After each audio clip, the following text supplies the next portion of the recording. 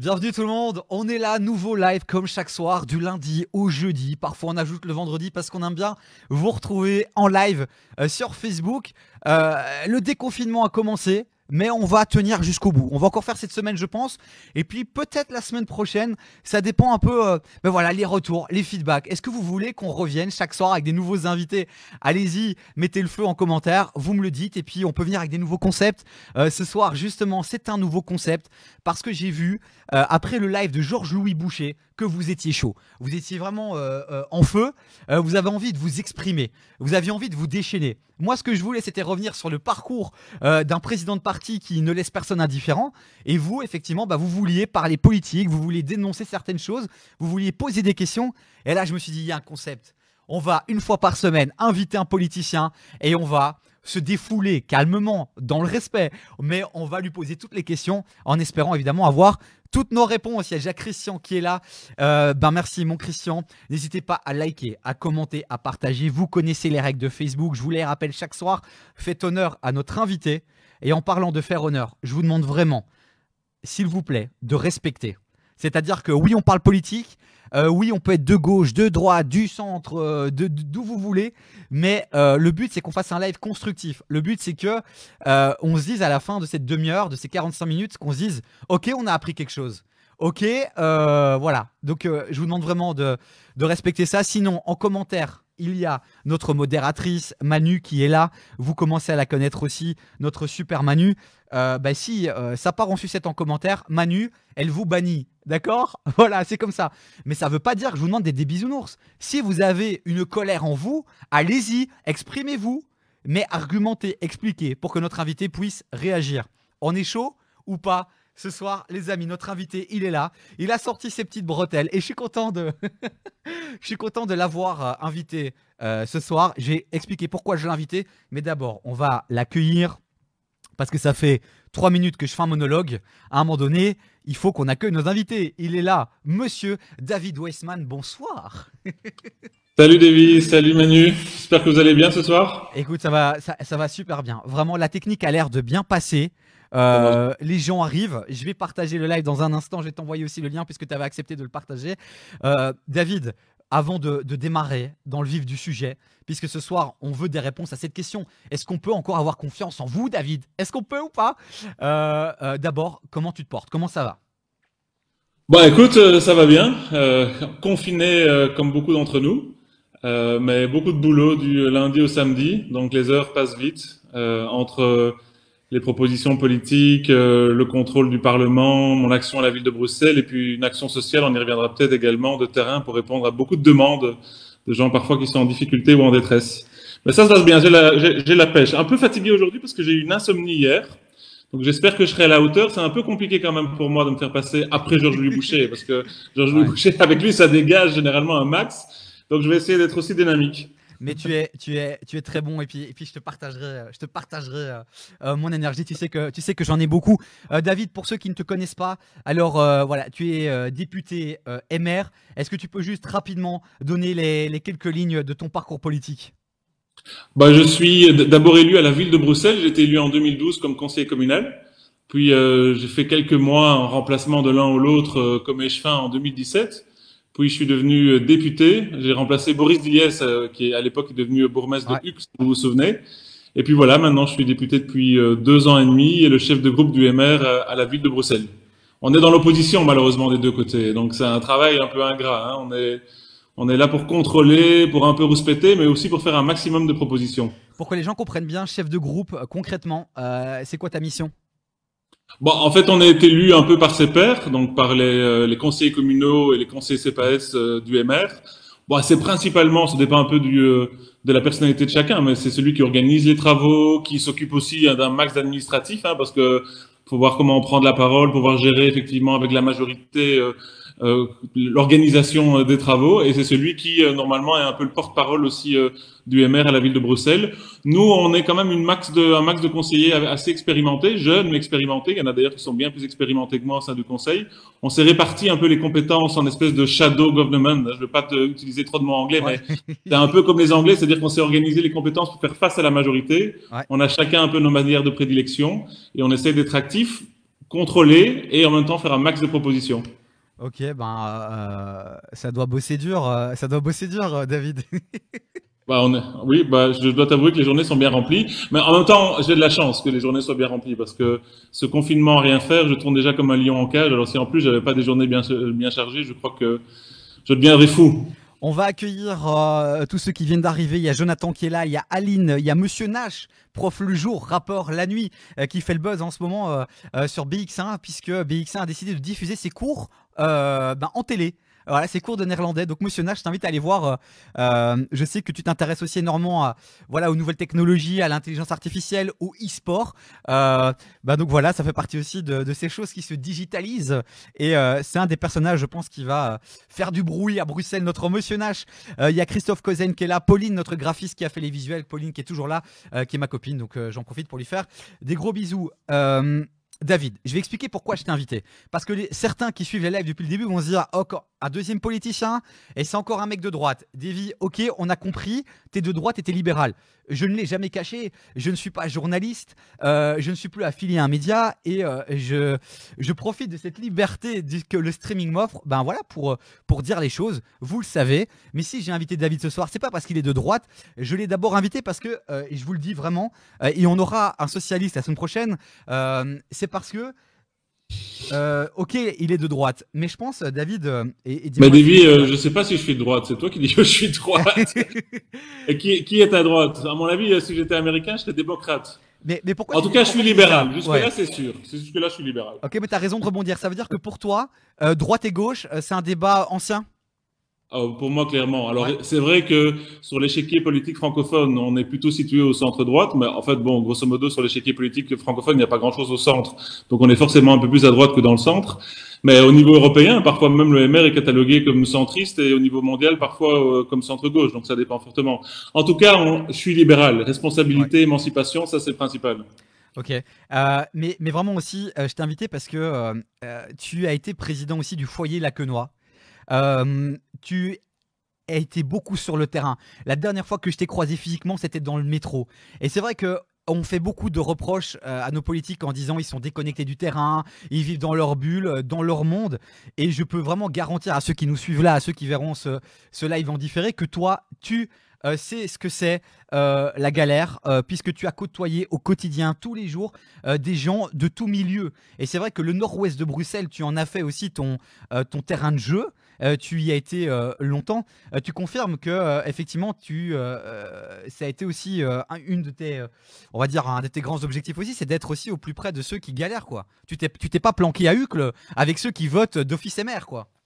Ouais, je pense il y a des complexités partout, que ce soit à Uccle ou dans le nord de Bruxelles. Une des raisons, sans anticiper sur le débat, pour lequel, à mon avis, il y a parfois un manque de confiance, c'est qu'on a l'impression que, effectivement, les politiques sont en complète déconnexion. Bon, je ne vais pas parler de ma vie privée ni de même d'où je viens, mais je pense pas que je vienne d'un milieu particulièrement favorisé, au contraire. Et puis d'ailleurs, j'ai bien connu les logements sociaux à titre personnel également. Et puis le hasard a fait qu'à un moment donné, on m'a confié cette fonction comme président effectivement des logements sociaux. Et ouais, le but, c'était pas d'être en contact avec. Le but, c'était de pouvoir servir un maximum de personnes. Et les gens oublient souvent que il y a un rôle très social dans le chef des politiques. Et donc, c'est vrai que j'avais des permanences tous les samedis matins. Je recevais des gens qui étaient particulièrement dans la galère, parce que dans les logements sociaux aujourd'hui, c'est parfois la misère et en tout cas beaucoup de galères. Ça, faut bien le reconnaître, c'est vrai. Je te l'ai dit en préparation de ce live, j'ai prévu deux petites séquences où je vais aller direct, David. Et vraiment, à ceux qui nous regardent là en live, je vais poser les questions qui peuvent parfois fâcher, piquer. Et David a dit, tant mieux. Tu m'as dit avant, tant mieux. Vraiment, ne passe pas à côté de ces questions-là, à côté de ces thématiques-là. Donc, je vous invite vraiment dans le chat et regardez s'il veut bien. Voilà. Vos messages passeront en live aussi, donc n'hésitez pas. Il y a Isabelle qui vient de se connecter. Isabelle qui bosse tous les jours dans un carrefour, qui est gérante d'un carrefour. Et c'est l'occasion de remercier aussi tous ces caissiers, parce qu'on parle beaucoup des médecins, mais il y en a qui n'ont rien demandé. Ce sont nos caissiers et caissières et qui sont là. Donc on leur fait évidemment des gros bisous. Il y a Christian qui dit effectivement c'est fini gauche-droite. Il y a Achille qui vient de liker le live. Merci Achille d'avoir liké. Donc n'hésitez pas à poser toutes vos questions ici dans le live. Alors David, venons-en au sujet principal, à cette question. Qu'est-ce qui se passe? Pourquoi les gens, et je précise, hein, pas tous les gens, on caricature un peu parce qu'on est là dans un live tranquille, mais pourquoi aujourd'hui, de plus en plus, on voit circuler des discours de défiance, les politiciens tous des corrompus, etc., etc. Pourquoi? Qu'est-ce qui se passe? Qu'est-ce qui s'est passé? Bah, moi, je sais pas en fait. Hein, d'abord à la base, hein, je suis pas un spécialiste. J'ai pas fait Sciences Po, j'ai pas fait une étude sur le sujet, mais c'est vrai que je ressens ça, quoi. Bon, on n'a pas préparé vraiment cette interview, hein, donc Ah ouais. je vais vous répondre vraiment un peu avec le cœur. Hein, c'est pas comme si je savais toutes les questions qu'elle allait te poser. Mais c'est vrai que je dois dire d'abord une anecdote. Quand je suis arrivé au Parlement bruxellois, j'ai été frustré dès ma première réunion. C'est un hasard complet. Je suis arrivé au Parlement et j'ai pas assisté à une plénière la première fois, mais j'ai assisté à un rapport de la Fondation Rebaudouin qui posait la question aux citoyens de avez-vous confiance en? Ouais. Et alors, on voyait bien que 85%, je vais me tromper dans les chiffres, mais c'est grosso modo, c'était ça, 80%, 85% avaient confiance dans leurs médecins, 80% dans les hôpitaux. Et puis, quand on descendait dans la responsabilité, je crois que 50% avaient confiance dans les avocats, peut-être 40% dans la police. Et puis il y avait les politiques, le gouvernement fédéral, le gouvernement régional, puis les communes. Les communes on croit qu'on avait un peu plus confiance dans sa commune parce qu'à mon avis il y a de la Ouais. proximité, hein, ce rôle-là qu'on a au quotidien avec les citoyens. Je pense qu'ils avaient confiance dans l'ordre de 20 ou 25%. Et puis les députés, ça tombait à 15%. C'était ma première réunion. Et pour te dire la vérité, je me suis dit oh mon Dieu, qu'est-ce que je fous là-dedans? Mais oui, Déjà je pourquoi t'étais pas commence à barré? peine, je commence à peine et tout le monde me dit qu'ils n'ont déjà pas confiance dans moi. C'est déjà mal barre. Bah, je pense d'abord que ce qu'il faut faire, c'est monter un maximum de transparence. Je pense qu'on doit porter des gestes symboliques, mais des gestes forts pour montrer qu'on est comme tout le monde, Ouais. qu'on a une histoire comme tout le monde, qu'on n'est pas mieux que tout le monde. Donc je crois d'ailleurs que franchement que la propension des pourris en politique doit pas être plus élevée que la proportion des pourris à la Stib ou chez le boucher du coin. Il y a des bons et des mauvais partout. Alors évidemment, on a un rôle de représentativité et à ces titres-là, on doit pouvoir plutôt être plus exemplaire. Moi, je pense qu'on doit mieux communiquer, on doit mieux jouer la carte de la transparence. Parfois, on doit, par des gestes forts mais symboliques aussi, montrer qu'on est comme monsieur, madame, tout le monde, qu'on a des doutes, qu'on a des solutions, qu'on a des passions et qu'on veut pouvoir défendre des opinions.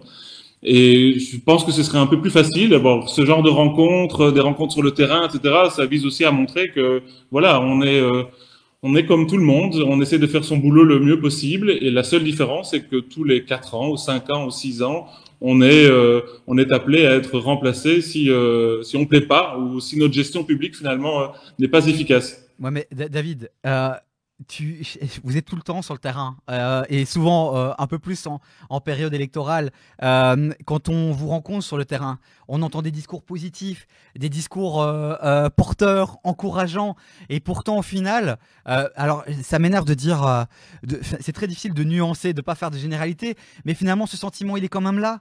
Et il s'accentue, j'ai l'impression, d'année en année.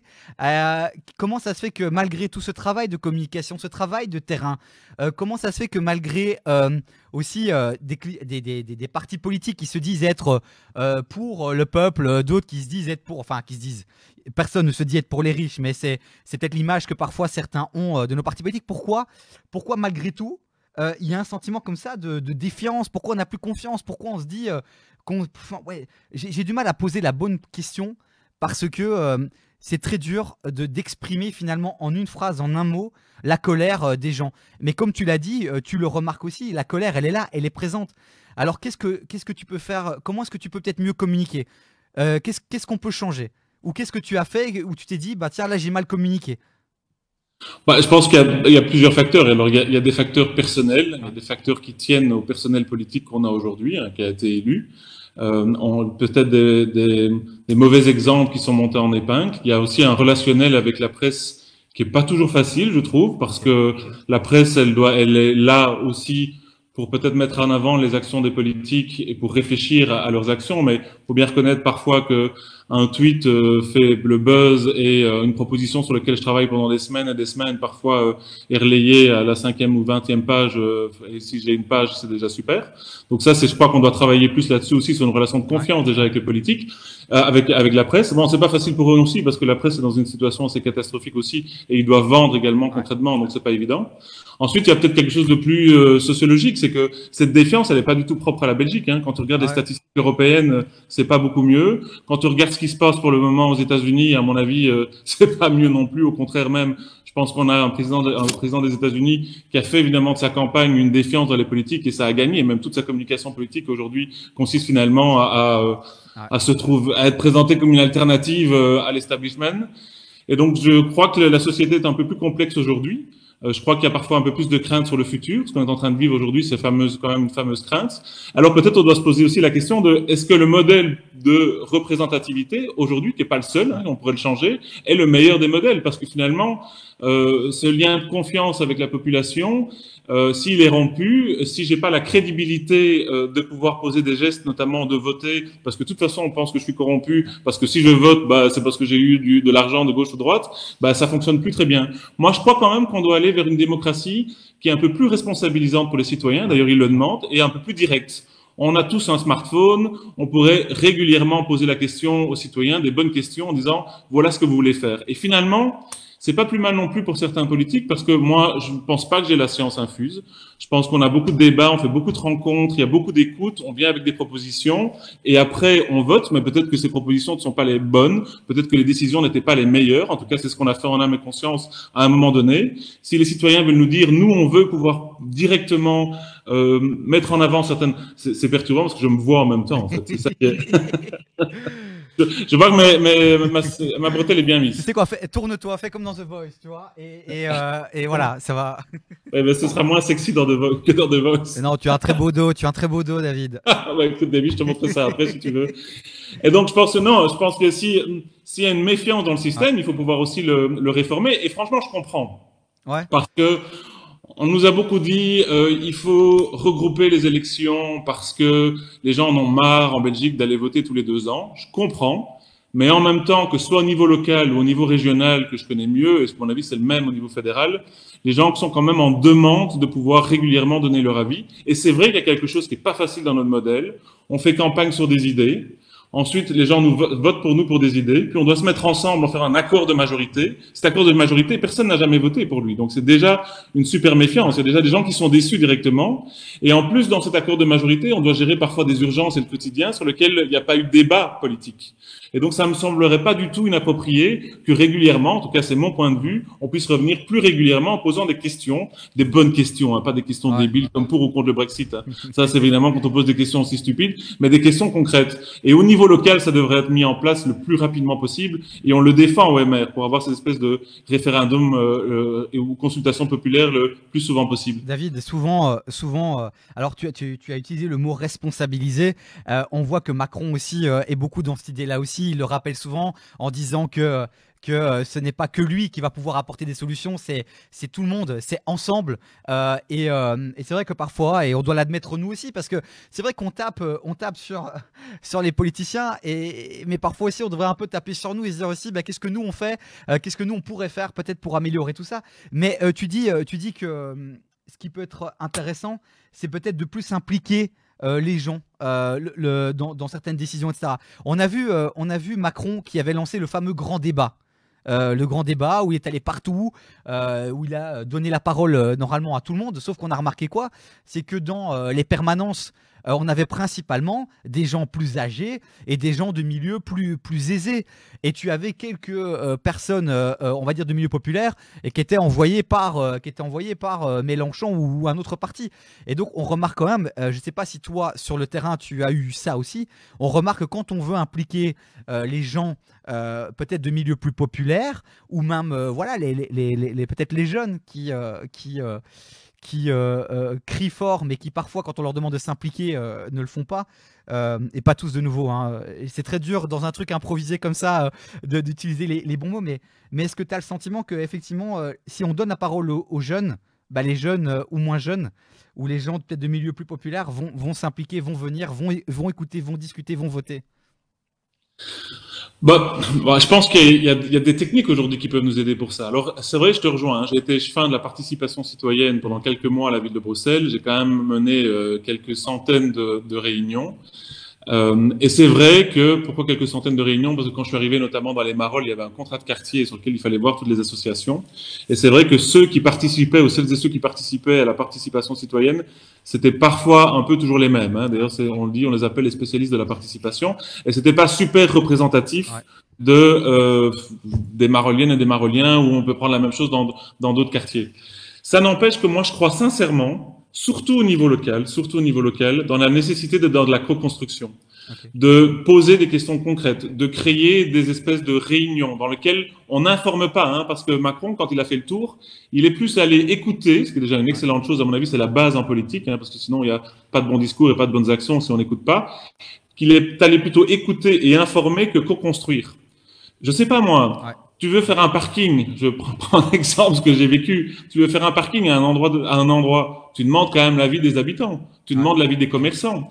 Ils sont pour, ils sont contre, on construit ensemble, on fait voter. Moi, par exemple, à un moment donné, j'avais proposé au collège à la ville de Bruxelles de faire voter, je sais pas si tu vois ce que c'est, les zones vertes et les zones Ah ouais. bleues, stationnement, etc., parce qu'il y avait des habitants qui étaient pour et contre. Ben oui, ça a frustré quelques-uns, parce qu'on était une centaine et ils ont voté. Et c'est vrai que le score était un peu, c'était 60-40. Ben c'est ça, on a dû faire des choix. Et donc la majorité l'a emporté.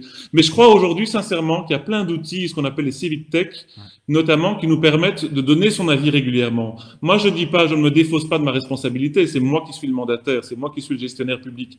Cependant, je ne demande pas à tout le monde de s'impliquer autant que moi, mais régulièrement pouvoir donner son avis quand on a une idée. À mon avis, c'est pas que responsabilité, mais c'est surtout responsabiliser, mais c'est surtout répondre à l'envie de Ouais. participer à la société. Et franchement, ces jeunes qui râlent, je comprends, mais ils ont des idées. Et Ouais. donc, s'ils participent à la société, à mon avis, ce sera d'autant plus utile que de râler. Clairement. Alors, tu sais ce qu'on va faire là? Je vais 2 secondes aller sur le chat, saluer les personnes qui sont arrivées parce que j'ai vu que Aurélie, que tu connais très très bien, elle nous salue. Et Tu sais vraiment, dire son nom maintenant, Aurélie? non, non. C'est Attends, pas vas-y, possible. apprends-moi, La apprends-moi. pauvre, la pauvre, elle doit être un peu connue aussi, Aurélie. Elle commence. Alors, elle a un nom compliqué. Chez- Tchekalski. Je Ah, mais t'avoue que ça va. j'ai mis du temps, hein. Chez Kalski, non mais ça va. Honnêtement, ça va. Maintenant que je le visualise, Tchekalski, ça va aller. Il y a, alors, il y a qui? Il y a Solange qui nous salue aussi. Coucou Solange qui est une habituée. Francis qui réagit dans le chat, ça fait plaisir. Et je vous invite vraiment aussi dans le chat à réagir entre vous. Vraiment, ça sert à ça aussi. Il y a Aurélie qui rigole, qui nous fait. Mais t'as vu, j'y suis arrivé, Aurélie, j'y suis arrivé.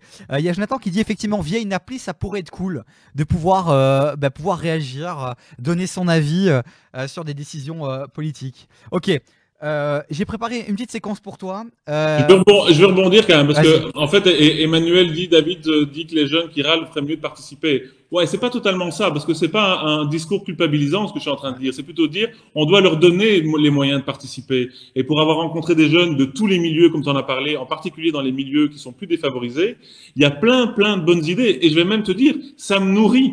Parce que franchement, je sais comment se font les programmes électoraux.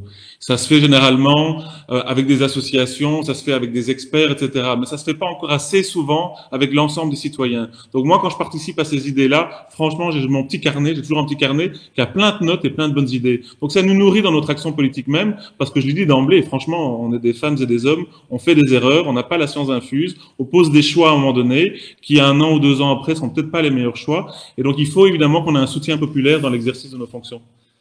Et c'est vrai qu'il y a un truc que moi j'aimerais bien voir plus souvent. C'est un politicien qui dit je me suis trompé. On s'est trompé. Et c'est vrai que je pense aussi que si on entendait ça plus souvent, bah, peut-être qu'on se dirait ok, ils sont comme nous, ils sont humains, ils sont normaux, on a droit à l'erreur. Mais très peu font cet acte-là de dire je me suis trompé. Est-ce que toi tu l'as déjà fait publiquement, par exemple dans une vidéo où t'es revenu sur un truc que t'as fait, tu t'es dit ben avec le recul, j'aurais peut-être pas dû le faire. Bah, je me souviens pas d'un truc particulier, mais je dis sincèrement que je cultive le doute sur beaucoup d'actions. C'est-à-dire, c'est pas évident. Je te reviens là avec, c'est un peu caricatural, mais la zone bleue et la zone Ouais. verte. Une des raisons pour lesquelles j'ai fait cette consultation, c'est parce que j'en savais rien. En fait, je ne savais pas ce qui était le mieux pour les habitants à ce moment-là. Et donc, oui, et puis ça arrive de porter des choix, d'avoir une vision, et qui après, on se rend compte que c'était peut-être pas ce qui était le plus opportun. Oui, ça peut arriver. Et je pense que, oui, moi, ça m'arrive souvent de dire que je fais des erreurs. Et je pense que d'ailleurs, on fait parfois des erreurs dans les choix Mhm. politiques. Et donc c'est pour ça que je veux qu'aussi cette responsabilité soit davantage partagée avec les citoyens pour qu'ils nous donnent l'orientation. Finalement, on est élu par eux, hein, donc excuse-moi d'être un peu caricatural, mais je suis élu par eux, donc j'ai envie de les écouter le plus régulièrement possible. Après, là où on doit être de plus en plus professionnel, c'est dans la gestion publique même. C'est-à-dire que le politique doit aussi être un espèce de super fonctionnaire qui est en capacité, après qu'une décision a été mise en place, à l'implémenter. Et ça, franchement, je vois parfois que c'est nul. C'est-à-dire qu'il y a toujours la ribambelle des bonnes idées du lundi matin. Ben, après, il faut pouvoir la mettre en place concrètement, et ça suit pas toujours autant. Ok. David, je t'ai préparé un petit truc. Voilà. On va sur des réponses courtes, ça va?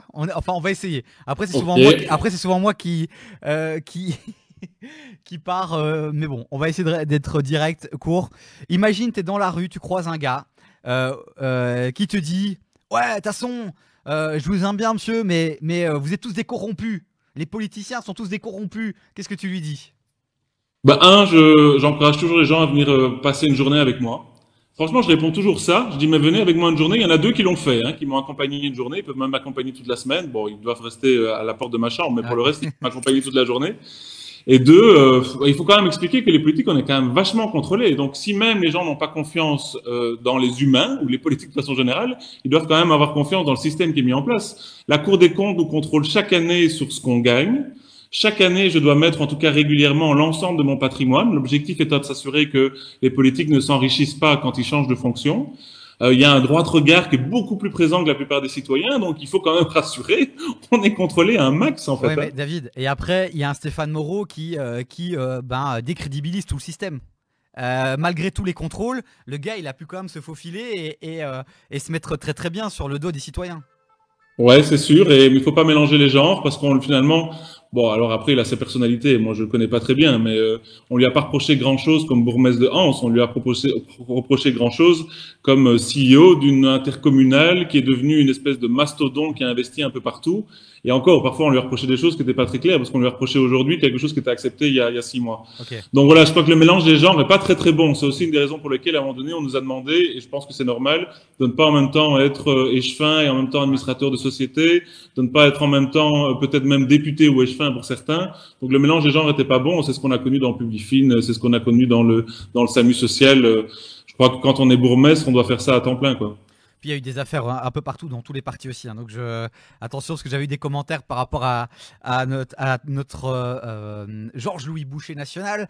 On m'avait dit ouais, tu tapes sur les autres partis. Non, il y a eu des problèmes dans tous les partis. Ok. Publifin, ça a touché tous les partis. Hein. Ouais. Le gars que tu croises dans la rue te dit ouais, mais de toute façon, vous êtes payé à ne rien faire, quoi. À pas faire grand-chose. Bah écoute, tu vas me trouver un peu con, mais je lui donne de nouveau la même réponse. Je lui dis, bah écoute mon coco, tu m'accompagnes toute la journée et tu viens avec moi tous les samedis. Aujourd'hui, j'ai découvert, donc franchement, je bosse pas mal pour le moment en confinement, mais j'ai découvert quelque chose.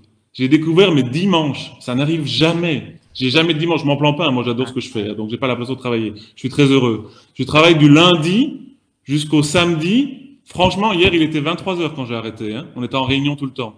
Donc les gens doivent s'en rendre compte. C'est aussi pour ça que quand j'étais échevin, alors je le fais plus maintenant pour être honnête parce qu'on n'a plus qu'un assistant parlementaire, donc on n'a pas la capacité de tout organiser, mais quand j'étais échevin et que j'avais plus de personnes, mon agenda était carrément sur mon site internet et on le mettait directement. Comme ça, les gens voyaient qui je rencontrais, ce que je faisais régulièrement, et je crois que je vais essayer de le refaire.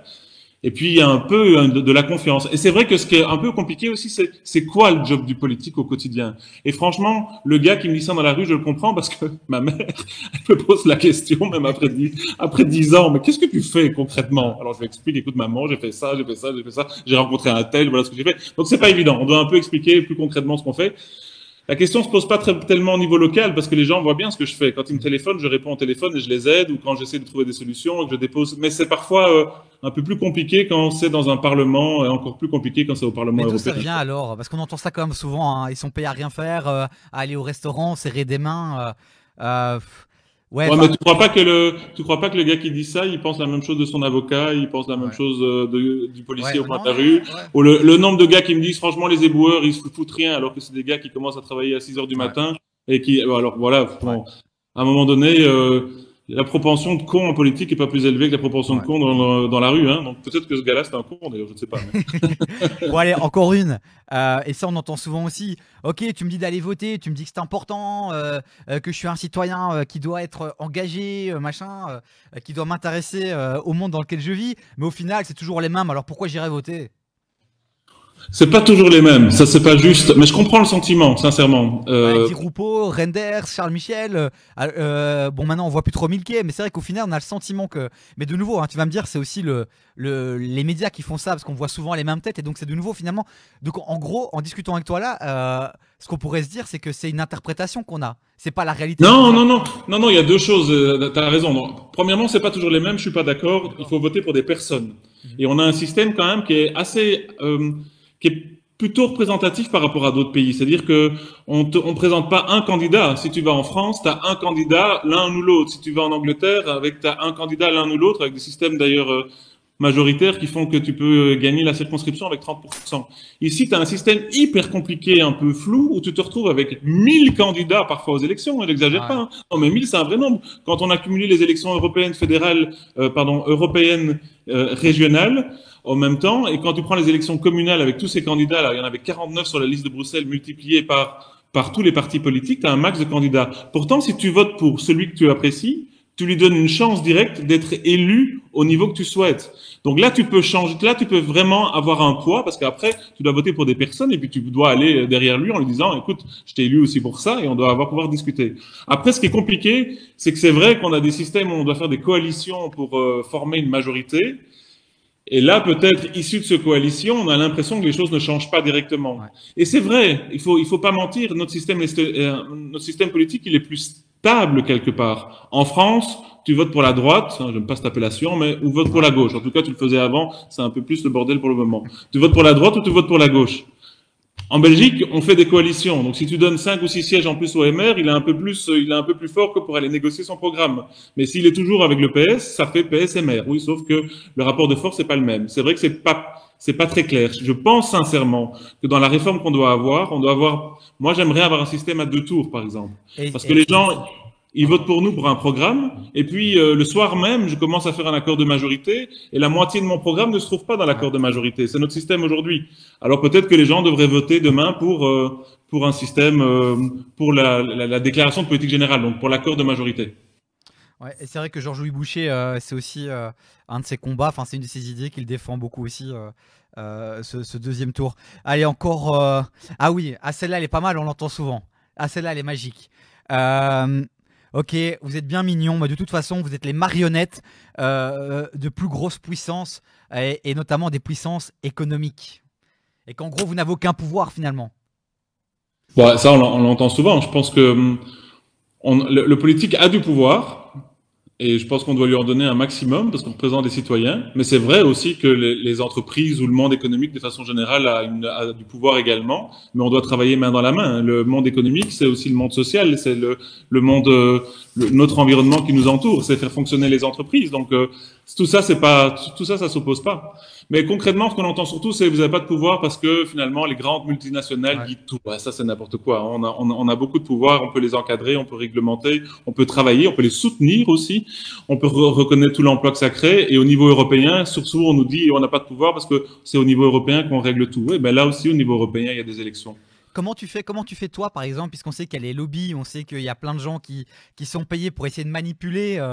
Comment tu fais toi pour essayer justement de te protéger de toutes ces influences? Et comment tu fais après pour faire le tri et puis prendre la décision qui doit être celle qui doit profiter à l'intérêt général? Est-ce que tu mets des choses en place pour ça? Mais franchement, je vais pas te mentir, je vais pas faire le malin. On n'est pas très exposé aux lobbies. Hein. Moi, j'ai pas souvent Ouais. dans mon bureau des gens qui viennent me dire vous devriez voter ça. Ou quand c'est des lobbies, c'est plutôt des lobbies et des associations. Mm. Comme je travaille sur la matière de mobilité, bah, il y a pas mal d'associations de cyclistes ou automobilistes ou micromobilité ou n'importe quoi qui viennent me contacter.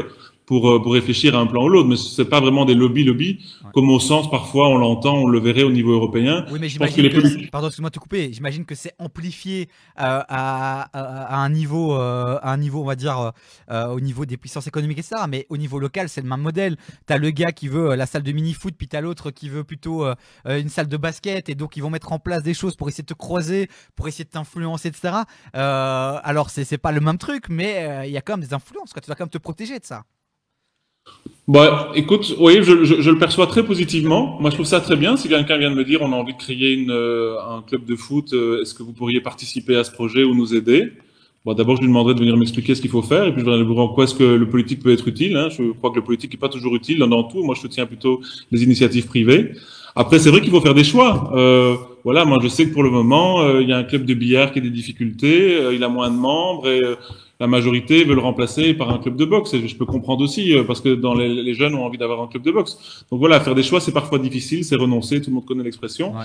Euh, voilà, mais maintenant, on n'a pas ce truc de grosse boîte qui vient pour faire du lobby, pour modifier un truc fiscal ou autre. Et moi-même, j'ai quand même travaillé pendant des années pour le président du Ouais. MR, où je faisais les programmes qui, franchement, on pourrait croire qu'il est soumis à des forces de lobby, etc.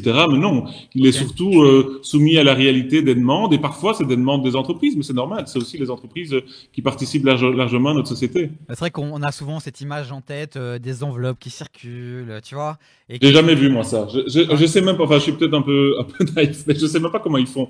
Et à mon avis, les enveloppes, ouais, à mon avis, ça n'existe pas beaucoup, mais voilà, c'est possible. Ok. Là où j'étais dans les logements sociaux, on en parlait parfois. Alors, je pourrais imaginer, il y a tellement de balises, je pourrais imaginer que subitement un politique avec une administration ou un fonctionnaire se coalise pour essayer de, voilà, faire un truc pas très légal. Mais franchement, je l'ai jamais vu et je ne sais pas très bien comment, on a du pouvoir pour fixer des lignes. On a des capacités aussi, je le reconnais, d'aider des gens parce qu'on est des citoyens et on a aussi envie d'aider de son prochain. Mais je Ok. connais pas de matière sur lesquelles on doit spécialement être influencé, quoi. Ok. Allez, vraiment une toute dernière. Vraiment. Et désolé pour ces questions parfois qui sont un peu. Mais voilà, c'est ce qui se dit. Et j'ai vraiment envie de faire un live ce soir là-dessus. Ok, on n'est pas sur des grandes discussions politiques, sur des grands débats, mais c'est des questions que vous vous posez et qu'on voit. Et j'avais envie de te les partager ce soir, David. Allez, une petite dernière. Le MR est pour les riches et le PS est pour les pauvres. On entend ça tout le temps et les partis jouent même là-dessus aussi parfois. Je pense qu'on a exactement les mêmes objectifs, le PS et le MR, sincèrement. La seule différence, c'est la façon d'y arriver. Donc c'est complètement caricatural de dire que le MR est pour les riches. D'ailleurs, il suffit de regarder les propositions qu'on fait régulièrement ou les dernières grandes réformes, notamment les réformes fiscales, qui ont plutôt profité aux bas salaires et aux moyens salaires. On a surtout envie d'avoir un discours qui responsabilise tout le monde, mais qui en même temps travaille sur l'émancipation. Et l'émancipation, c'est souvent davantage pour ceux qui ont le plus de difficultés que ceux qui sont le plus riches. Et d'ailleurs, franchement, si vous ne nous croyez pas, vous pouvez être certain que le MR, il fera 50 ou 60% quand tout le monde sera des classes moyennes. Hein.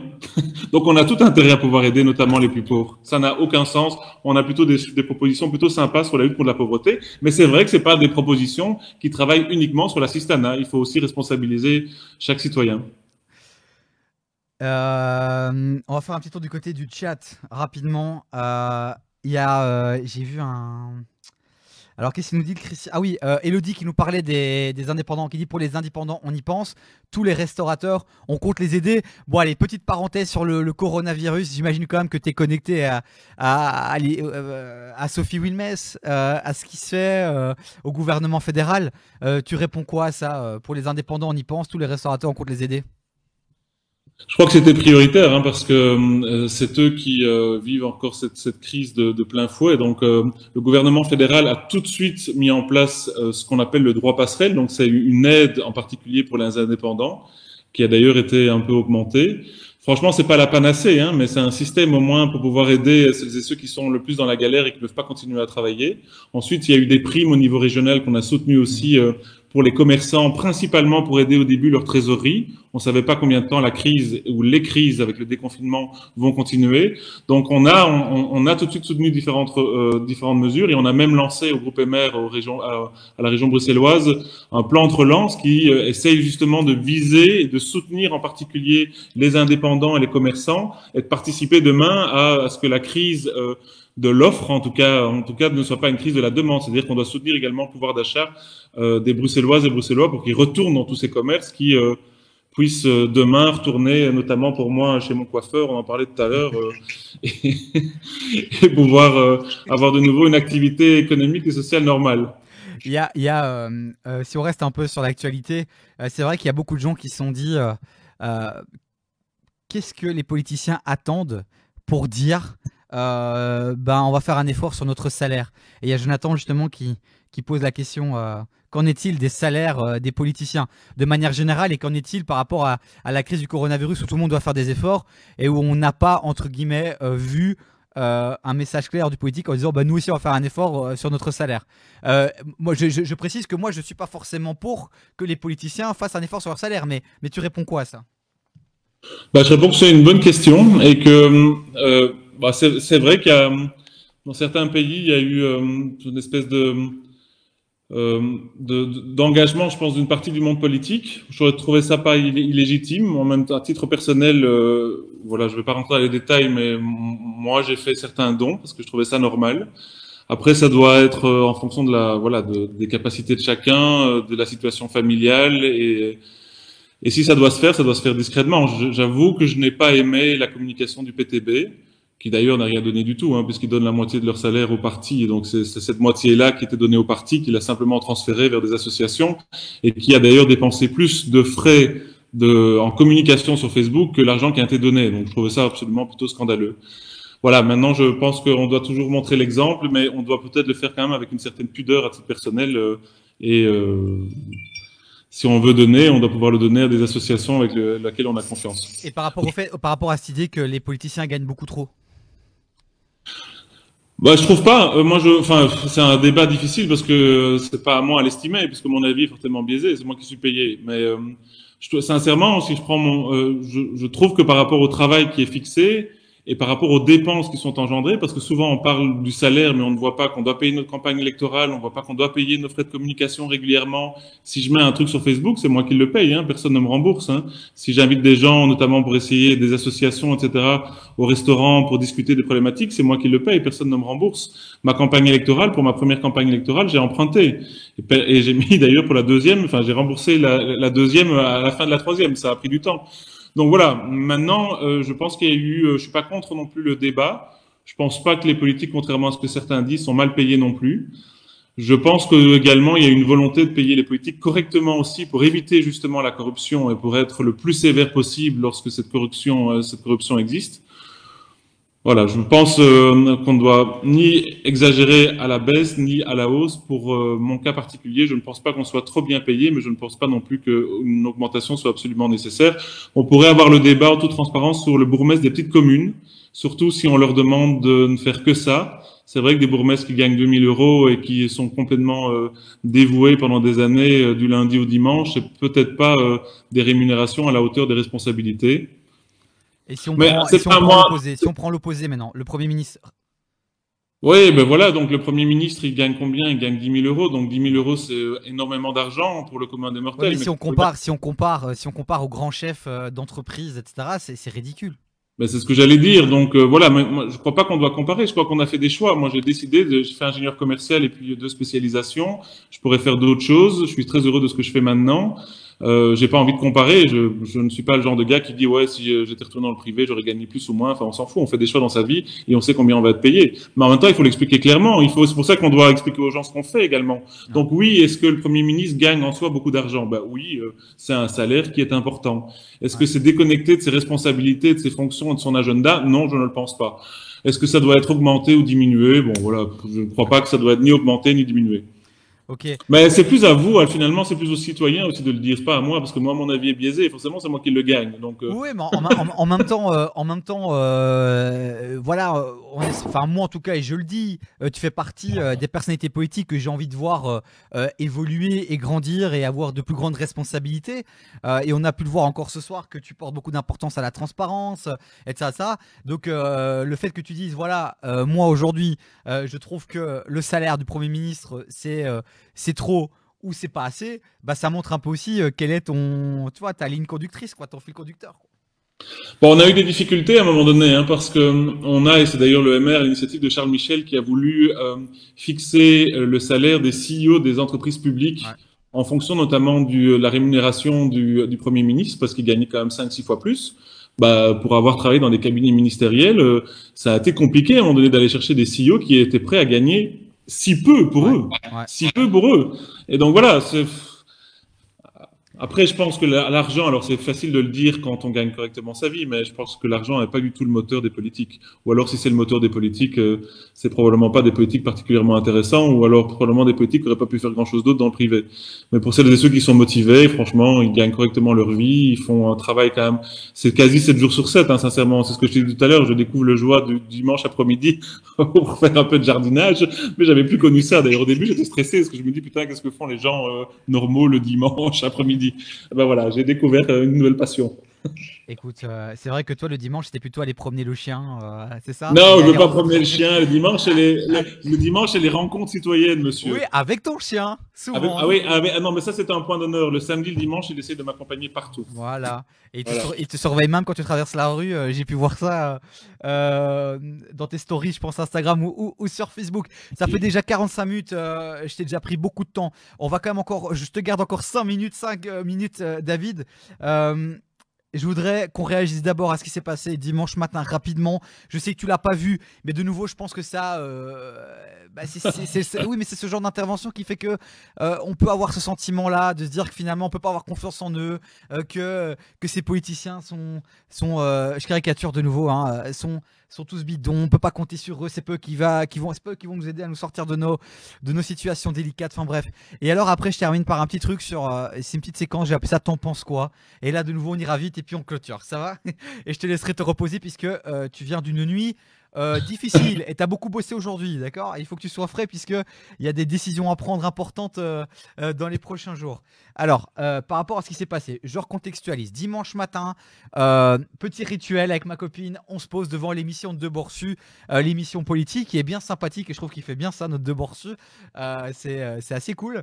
Et puis à la fin, on se retrouve avec tous les présidents de partis, enfin de 4 partis. Il y a le PTB, il y a Écolo, il y a bah, le MR, et il y avait un quatrième. Ah oui, Koen Geens. C'est ça? Non, pas Koen Geens. Président du CDNV. Koen Geens?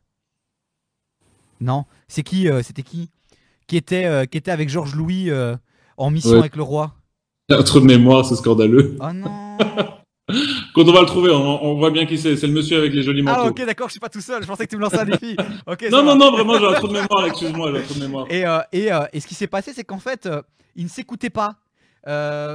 C'était des petites guerres, c'était des petits jeux politiciens. C'était le gars du PTB qui veut montrer qu'il est là pour les gens les plus défavorisés, le écolo qui était là pour taper sur la droite parce qu'il faut taper sur la droite pour machin. Et puis t'as bah, Georges Louis qui lui, bah, forcément aussi, voulait marquer sa différenciation par rapport par rapport à la gauche, qui est pas, selon lui, dans une démarche de trouver des solutions enfin bref, voilà. Et en fait, on n'a rien appris. C'était nul. Ma copine qui galère à aimer la politique, elle a dit ok, c'est bon, ça m'a saoulé. Alors que normalement, ce sont des présidents, on devrait rester et les écouter. Est-ce que c'est pas ça aussi? Tous ces débats médiatiques à 2 balles qui sont pas constructifs. Est-ce que cette politique-là, toi, tu la suis encore, tu l'apprécies, tu la valides? Bon, d'abord, je t'avoue que j'ai été regarder Joachim Kunz. Mais Ouais, merci Aurélie. non, non, mais pas merci, j'ai été regarder sur Facebook. Je te Ouais, dis, mais j'étais Aurélie fatigué. l'a mis en commentaire. Aurélie, elle est toujours sur la balle. Alors, bah, écoute, je ne vais pas critiquer les débats ni les présentations, etc. C'est vrai que c'est parfois compliqué parce que le modèle, en tout cas, de cette émission fait que on a 5, 6, 7 minutes par sujet, on passe d'un sujet à l'autre, et je comprends tout à fait parce qu'il y a plein de sujets d'actualité, mais ça laisse pas toujours beaucoup de temps pour pouvoir s'exprimer, et ça arrive jamais hein, d'avoir ce type de rencontre comme j'ai ici ce soir. Hein. Généralement, je dois faire passer une idée en 30 secondes.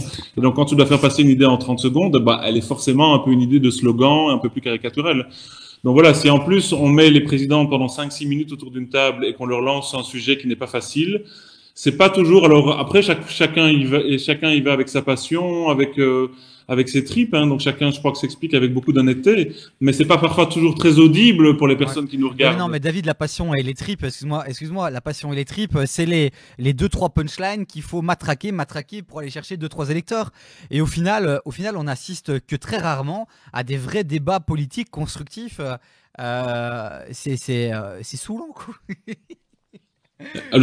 C'est vrai qu'il y a plus, on est plus posé, il y a plus de débats politiques en profondeur du côté flamand, dans les médias flamands, ça je dois le reconnaître. Maintenant, il y a, je vais pas citer des émissions, mais il y a quand même des émissions qui donnent plus de temps et de réflexion, en tout cas, sur certains débats. Voilà, après je partage, comme je te l'ai dit en toute honnêteté, j'étais en réunion au même moment avec une association sur les aidants proches, donc j'ai pas vu le débat, et généralement je regarde le débat le soir, je ne l'ai pas fait cette fois-ci, donc, mais j'ai vu ce que Georges Louis a dit après, je le comprends, parce que si c'est pour aller dans un débat qui n'est peut-être pas bien organisé, je sais pas comment ça s'est passé, où tout le monde se crie l'un après l'autre, franchement, bah oui, à mon avis, il y a beaucoup de gens qui, comme ta copine, ont zappé. Est-ce qu'il y a une différence entre ces débats qu'on voit en télé, où finalement on voit des présidents de parti ou des députés, entre guillemets, s'attaquer, et finalement ce que toi tu vis dans les coulisses, quand tu rencontres des députés des autres partis, est-ce que là il y a une volonté ensemble de trouver des solutions, ou vraiment aussi au quotidien tu dois te battre contre des... J'ai failli me crever l'œil. Tu dois te battre contre ça, quoi, contre ce jeu politique finalement qui ne crée rien, qui détruit plus qu'autre chose, quoi. Mais je sais pas si c'est un jeu politique, c'est-à-dire qu'on nous demande, là, tu parles d'une émission en particulier, mais on nous demande à chacun de venir expliquer la position, notre position individuelle, la position du parti en 30 secondes. Donc franchement, je suis ingénieur commercial, je suis plutôt un gars qui essaie de trouver la synthèse dans ce que je raconte, mais en 30 secondes, c'est quand même un peu costaud, faut bien le reconnaître. Donc forcément, on doit pas nous en vouloir si après ce sont un peu plus des slogans, ou en tout cas des idées principales. Après, c'est vrai qu'il y a une grosse différence. Moi, je le reconnais, on s'entend plutôt bien et on se respecte au sein des politiques. Donc, on est amené à travailler ensemble régulièrement. On est amené à travailler sur des projets de loi ensemble. On est amené à trouver des compromis. On est amené à devoir faire des compromis pour trouver des majorités ensemble. Et puis, on est amené parfois à avoir des histoires humaines ensemble. Quand je dis histoire humaine, ben, quand tu fais partie d'une majorité, quand tu fais partie du même collège, que ce soit deux formations politiques, c'est quand même mieux de se respecter, de s'entendre, voire peut-être même de s'apprécier, même si on a différence. Et moi, il y a beaucoup de personnes pour lesquelles j'ai le plus grand respect dans d'autres partis politiques, et beaucoup de personnes à qui je fais complètement confiance. Ça arrive même parfois, hein, c'est pas un scoop, hein. Ah, on ne doit pas participer à un débat. Ben, j'ai déjà appelé des gens en disant bon tiens, ça va être un débat compliqué. Quelle est la ligne de ce qu'on va dire ou pas dire? Parce que l'objectif c'est de pouvoir que les citoyens puissent comprendre que on a peut-être des appréciations différentes, mais souvent pour le même objectif poursuivi. Ok, mais alors David, pourquoi aujourd'hui, en situation de crise comme ça, pourquoi on n'arrive pas déjà à avoir un... Alors c'est une question de nouveau complexe qui va demander beaucoup de développement, mais pourquoi on n'a pas de gouvernement alors que soi-disant on est tous patriotes, alors que soi-disant on est tous là pour l'intérêt général, alors qu'on est tous là, pourquoi est-ce qu'aujourd'hui il y a des blocages partout, pourquoi on n'avance pas, pourquoi Ouais, alors que visiblement sur ces sujets-là on devrait tous s'entendre, tu vois.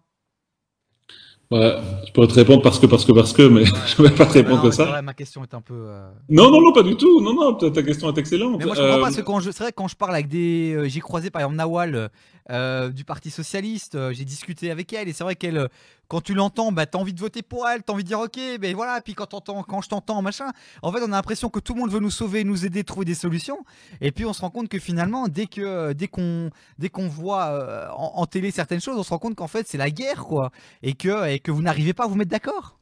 Non, c'est vraiment pas la guerre du tout. Ça, c'est pas la bonne appellation et ça reflète pas du tout le travail au quotidien. Par contre, c'est D'accord. sérieux. et on a des solutions qui sont parfois différentes, pas toujours différentes. Tu sais, je ne vais pas mentir, moi je pense que 50% des programmes politiques sont les mêmes entre tous les partis. Ok. Par contre, il y a 50%, c'est une appréciation personnelle, il y a 50% de différents. Et parfois, pour trouver un compromis, ça prend du temps et c'est pas facile. Et quand ça prend du temps, c'est pas facile. C'est vrai que parfois même en coulisses, quand on doit faire des négociations, on s'énerve un peu, mais ça c'est assez humain. Et quand on doit expliquer après nos différences, ça donne l'impression d'être plus conflictuel. Mais c'est assez rare qu'on m'ait interviewé pour me dire tiens, Monsieur Westman, vous pensez exactement la même chose que Nawel, par exemple, pour la citer comme tu l'as cité, venez nous expliquer vos points communs. C'est assez rare. Hein. Ouais. Alexia Bertrand, pendant la campagne électorale, elle a fait un exercice que je trouvais hyper intéressant avec d'autres femmes de tous les partis politiques francophones, en disant, tiens, quels sont les points communs, ce qui nous unit sur différents sujets. C'était vraiment passionnant, c'était plutôt atypique comme rencontre, et on s'est rendu compte qu'effectivement, on avait quand même beaucoup de choses en commun. Mais c'est assez rare qu'on me tende le micro pour dire, tiens, est-ce que vous partagez exactement la même idée d'un tel? C'est vrai qu'on se plaint de tout ça, mais au final, on va plutôt cliquer sur un article d'une punchline entre deux présidents de parti plutôt que cliquer sur un article où justement on va évoquer les points communs. Et donc forcément les médias, comme tu l'as dit tout à l'heure, eux ils ont besoin de faire du clic. Et donc et finalement c'est un cercle qui n'est pas du tout... Quand je suis arrivé au Parlement bruxellois, j'ai eu de la chance parce que j'ai déposé un texte assez rapidement qui travaillait sur le harcèlement sexiste, la lutte contre le harcèlement sexiste dans les transports en commun. Après plusieurs auditions, il a été voté à l'unanimité. Donc il y a eu un petit retour presse, etc. Mais honnêtement, je peux te dire que quelques tweets un peu malheureux sur une proposition qui finalement n'a pas été partagée par tout le monde a fait plus de bruit que le texte et tout le travail qu'on avait fait ensemble, tout parti confondu, et sur lequel on a trouvé des compromis. Mais bon, voilà, je ne peux pas m'en plaindre. À nous aussi, notamment avec les réseaux sociaux, et c'est quand même quelque chose d'assez incroyable, parce que l'échange qu'on a là maintenant, j'aurais peut-être pas pu l'avoir avec un journaliste, ou en tout cas avec un média plus classique. Et donc à nous à trouver des alternatives pour faire passer nos idées, et en tout cas pour pouvoir être à l'écoute également d'un maximum. Allez, juste un oui et non, et puis on termine un pour ou contre pour terminer. Et vraiment, je te remercie d'avoir accepté cette invitation. Je remercie tous ceux qui sont là. Et je le rappelle, je suis pas journaliste. Je suis plus affilié à un média. Moi, ce que je voulais, c'était une discussion que j'aurais pu avoir en croisant David dans le métro et en disant, écoute, voilà, tiens, tu penses quoi de ça, tu penses quoi de ça. Donc, si des journalistes nous ont suivis, parce que j'ai eu un retour, par exemple, de Mathéus, qui est un journaliste aussi, qui s'intéresse beaucoup à tout ça, et il dit ouais, Davy, arrête avec la politique parce que t'es pas assez armé pour. Honnêtement, je m'en fous. Moi, ce que je veux, c'est vraiment mettre dans la peau d'un citoyen et profiter de cette opportunité pour pouvoir parler calmement, sans faire de grandes dissertations, sans faire de trucs. Voilà, c'était pas le but ce soir. Alors, on va terminer là-dessus. David, alors dis-moi juste si tu vas répondre pour toi. Donc, je vais te demander, est-ce que tu es pour ou contre le vote obligatoire? Est-ce que tu vas répondre en ton nom ou au nom du parti? Je suis plutôt contre. Non, dis-moi juste si globalement, donc je vais te proposer genre le revenu universel, la légalisation du cannabis, tu vois. Est-ce que tu réponds pour toi personnellement ou tu réponds pour le parti? Et je dois te répondre avant que tu me poses la question ou Ouais, ou parce après? que non, ok, tu sais quoi, tu Tu précises. sais quoi, je vais répondre tout pour moi. Voilà. Et puis je te dirai si le parti pense autre chose. Voilà, Comme on fait ça va nickel. Allez, tu penses quoi du vote obligatoire? Moi, je suis plutôt contre le vote obligatoire. Ok. Le parti plutôt pour. Mais pas Georges Louis. En plus, maintenant, Georges Louis est devenu un peu plus influent qu'il y a 2 ans. Ouais. Donc, on verra bien ce que le parti en dira pour les prochaines élections. Ah oui, c'est vrai, parce que tu as le président. Ok, c'est le président, mais malgré tout, il y a quand même. C'est pas lui qui décide de tout. Il y a quand même des votes qui se font en interne. Et si la majorité. On a un programme électoral donc, qui s'est fait pour les dernières élections, sur lequel on a travaillé tous ensemble. Et donc, Voilà, je ne passe pas mon temps généralement à dire le parti dit que je pense contre, parce que ça n'a pas beaucoup de sens. Normalement, on va mettre de la cacophonie dans la cacophonie. Mais donc mais on peut avoir des avis personnels, bien sûr. Mais donc le président, si demain il veut mettre dans le programme le vote obligatoire, on le supprime, il ne peut pas le faire. Il doit avoir l'adhésion d'une majorité du parti. Alors Georges Louis, il a un leadership fort. C'est d'ailleurs une bonne chose. On l'a élu pour ça, mais c'est pas un dictateur non plus. D'accord. Donc il doit quand même un peu écouter ses membres et ses élus. Ok. Le revenu universel. Ah, c'est compliqué comme. Je suis plutôt défavorable au revenu universel à la base, parce que je trouve que c'est une mesure assez conservatrice qui consisterait à croire que toute une partie de personnes ne sont pas en capacité à pouvoir participer à la société. Après, voilà, est-ce que le CPS actuel n'est pas déjà une forme indirecte de revenu universel? Voilà, D'accord. le diable est dans les détails. La légalisation du cannabis. Je suis tout à fait pour. Ok. Un revenu minimum pour les étudiants. Bah ça, j'imagine que ça va suivre la logique du revenu universel. Un revenu minimum pour les étudiants. Je suis plutôt favorable aussi. Ok. Une augmentation des bas revenus. Ah, bon, on l'a fait, ça, l'augmentation des bas revenus. Est-ce qu'il faut encore les augmenter? On a Oui, oui, mais évidemment, c'est absolument nécessaire de continuer la réforme fiscale qu'on a menée avec Charles Michel, hein. En particulier pour les bas et les moyens revenus, mais surtout pour les bas revenus. On a évité encore des dizaines de milliers de pièges à l'emploi. On doit continuer, hein. C'est pas normal que la pression fiscale sur les plus bas revenus et notamment sur les familles monoparentales soit parmi les plus élevées au monde. Le port du voile. Ah ben, le port du voile de façon générale, mais c'est pas mon problème, le port du voile. À titre personnel, bon, voilà, Ça fait débat, ça fait débat. Bah, le port du voile, c'est un choix individuel. Moi, je préférerais que les femmes ne le portent pas, mais si des femmes m'expliquent que c'est leur choix individuel, je n'ai rien à y redire. Ok. Après, la question, c'est de savoir le port du voile dans les administrations Ouais. et la neutralité de l'État. Ça, c'est un autre débat. Oh, c'est la dernière. Le retour à une Belgique avec un seul gouvernement. Parce que beaucoup de gens disent un des problèmes de la Belgique, c'est qu'il y a trop de ministres, il y a trop de gouvernements, il y a trop. Est-ce que tu es pour la Non, refédéralisation? je n'y suis pas favorable. D'accord. Moi, je suis plutôt, je suis favorable à tous les leaderships politiques forts, hein, donc je pense que d'ailleurs on nous demande ça, c'est-à-dire avec une responsabilité claire. Donc ce serait plus facile d'avoir un seul gouvernement, c'est vrai, mais je pense qu'on peut pas faire fi de 30 ans d'histoire de notre pays comme ça.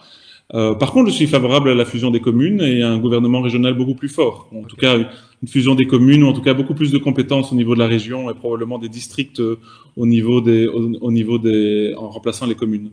Mais complètement revoir un État-nation, en tout cas comme on l'avait conçu avant, ça me semble utopique par rapport aux velléités des uns et des autres. Ça ne veut pas dire qu'on doit peut-être être plus clair, hein, probablement qu'on devrait avoir une 7e réforme de l'État pour mieux diviser les compétences. C'est sûr que ça n'a aucun sens d'avoir autant de ministres de la Santé, si tu te référais à ça. Ça, c'est complètement kafkaïen, parce que ça permet aux politiques de systématiquement se renvoyer la balle. Et d'ailleurs, ils se renvoient la balle tout simplement parce que parfois les compétences sont mal divisées, il faut le reconnaître, hein. Il y a Seb qui nous dit au moins aux États-Unis, ils mettent un homme d'affaires pour gérer les finances du pays. Les politiques belges n'ont aucune connaissance financière. C'est comme mettre des bûcherons comme CEO qui se battraient pour un rondin. L'histoire du port du masque est une nouvelle preuve de l'inefficacité des élus. Allez, une petite Et réaction. quoi, Petite réaction et pour Seb, il est terminer. dur, quoi. Il trouve qu'on est encore plus nul que Trump. Bah voilà, c'est ta réaction. Alors d'abord parmi les politiques, il y a des anciens chefs d'entreprise. D'ailleurs, Ouais. je trouve que ça aurait beaucoup plus de sens d'avoir plus de passerelles justement entre le monde politique et le monde des entreprises ou le monde des associations et autres. Ça se fait quand même, hein, quand vous regardez au sein du Parlement, il y a quand même pas mal de politiques qui ont une expérience autre que celle de la politique. Mais voilà, c'est une appréciation. C'est Seb, hein, c'est ça qui a dit Ouais, ça. ouais. Eh ben voilà, Seb, on t'a répondu. On a réagi à ton commentaire. David, 1 heure. Je suis désolé de t'avoir tenu si longtemps. Non, pas du tout, ça m'a fait plaisir. Merci à toi. Bah, je te remercie d'avoir accepté encore une fois l'invitation. Je crois que c'est la 3e fois que je te remercie. Merci à tous ceux qui ont suivi. Ah, il y a Christian, question. Il en pense quoi de Maggie de Bloch? Si elle quitte le gouvernement, elle peut faire carrière dans le... Ah, il est con. Il est con. Christian, Qu'est-ce arrête qu'il les dit? conneries. Non, mais il dit elle peut faire carrière dans le ramonage de cheminée ou en coiffure, car elle a l'air plus efficace dans ces fonctions-là que dans les commandes. T'es chef de groupe MR VLD. Maggie de Bloch, là, quel est ton avis? Elle déconne en ce moment ou pas du tout? Est-ce qu'elle est vraiment efficace ou pas? Est-ce que c'est une bonne ministre? C'est dingue, hein, comme Maggie de Bloch a été, enfin, je te donne mon appréciation personnelle, hein, elle a été adorée des Ouais. francophones, adorée. C'est dingue hein, quand tu penses, elle a été adorée parce qu'elle s'occupait de migration. Puis là, c'est vrai que c'est un peu difficile, hein, dû avoir un ministère qui n'était pas facile dans un contexte qui était compliqué. Donc peut-être qu'il y a des choses qui ont été moins bien faites. Je pense parfois qu'il y a un peu d'excès quand même du côté des médias francophones.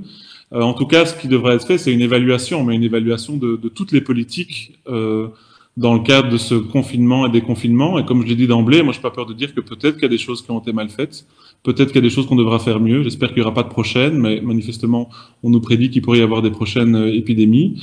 Donc, on devra évidemment être beaucoup plus au point. Et dans ce cadre-là, chacun des ministres devra prendre ses propres responsabilités et puis on sera amené probablement dans les prochaines années à voter également. Donc je présume qu'on ne votera plus pour les politiques qui n'ont pas un bilan très positif. Mais je peux pas dire grand-chose de plus parce que franchement, c'est pas sur ce que la presse en dit ou parfois l'opposition qu'on peut vraiment juger de l'action politique. Ce qui a été dit, en tout cas clairement, c'est qu'il y aura une évaluation de toutes les politiques menées et probablement des auditions, des commissions d'enquête, si on veut, etc., pour en faire toute la transparence au moment voulu. Top.